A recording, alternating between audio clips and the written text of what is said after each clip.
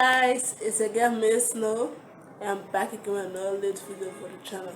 But before we get into today's video, I would like to say, if you are new to my channel, make sure you hit that subscribe button, click that notification bell, like, share, and comment down below. I'm sorry guys for not posting last week because as you all may know, I'm a student. And last week I was preparing for my test which just ended yesterday.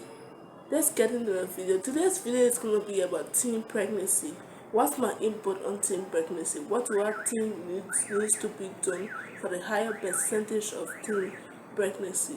Or what should be done if a teen is pregnant? Now let's just talk about the consequences of a teen getting pregnant. A teen being pregnant once she loses her format of education because he or she have to focus on their child. Two, they have no background support for that child because a typical African parent will not support a teen pregnancy. No, they will put you out of the house, which is very, very wrong. I think that if a teen get pregnant the first time, it's a mistake. Everything done the first time the wrong way is a mistake. We'll get into that part of the video. Thirdly, if a teen is pregnant, all we need to do is support that teen and let that teen know that being pregnant is not a crime that you committed. But by you supporting abortion, abortion is not good. Abortion may lead to killing. Yes, abortion is killing, so I shouldn't say may lead to killing.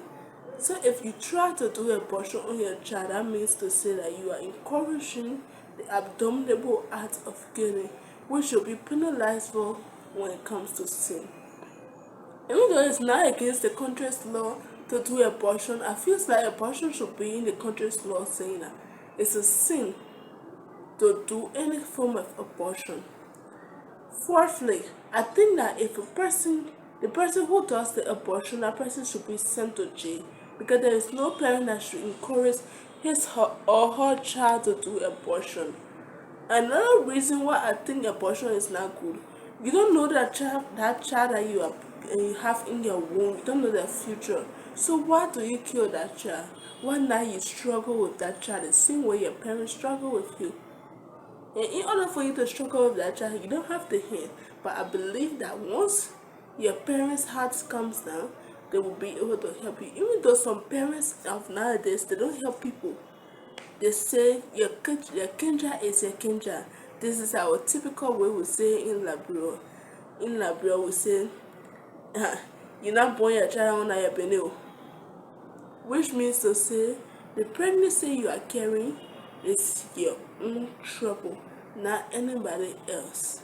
That what before a child gets pregnant, that child should think, do I have the fundamental support to be pregnant? Do I have the appliances or the financial support to get pregnant? Do I have the things that I need in order to be pregnant? Do I have the education that I can work for to make my child to be successful? Don't tell me that you want to be an undergraduate and your child come and be doing that same class. No, that's the reason why if you go to these nice schools right now, you will find out that we have our grandparents, they are still in nice schools. Because what? Their life, their younger time, they didn't take it to be better. Their younger time, they didn't take it to be better. They live on the street 247 of their life. So now you find out they are in schools. Like in Liberia, we have school that do morning, afternoon, and night. Like one school I know about is called the Nathan Ingesin School. Nathan Ingesin School is a school that does morning, afternoon, and night. In the morning, you go to Nathan Ingesin School, maybe you might not find other people that there. But go to Nathan Ingesin School around 2, 3 o'clock, you will find a woman that is in her 76 years old. She stayed in first grade, and then a boy that is 20 years is teaching her, which is very wrong. That means you lost your self-esteem ever since, even though you want to gain it back. And family people must support you, but it's just as pregnancy. The same way you were not ready to learn, it's the same way you shouldn't be ready to learn right now. You should go and sell or go and do different things with your life. Besides, my chemistry teacher always told us that not everybody was destined to be in the classroom. So I think that if a girl is pregnant or if a guy pregnant a girl, they both should put hands together and see how much they can take care of that child. Not by letting that child go out of the way. But taking care of the child don't mean that you should spoil the child, no. I mean by giving the child the rightful support that they need so that they won't be able to become a background check like you. So you can say that family curse. Some of the reasons that leads to teenage pregnancy: one, the mother sending her child out to beg for money. That's number one thing that leads to teenage pregnancy right now in Liberia. We have mothers who feel that because they don't have it, so they send their children out there to go beg for money. And that is very, very, very dangerous for the children. Two, the children wear clothes that is not decent because your clothes should represent where you come from. If you're wearing a clothes that is very indecent, then how do you expect for somebody to respect your background? They will talk about it behind your back. Three, that mother should be able to send their child, their son or daughter to school.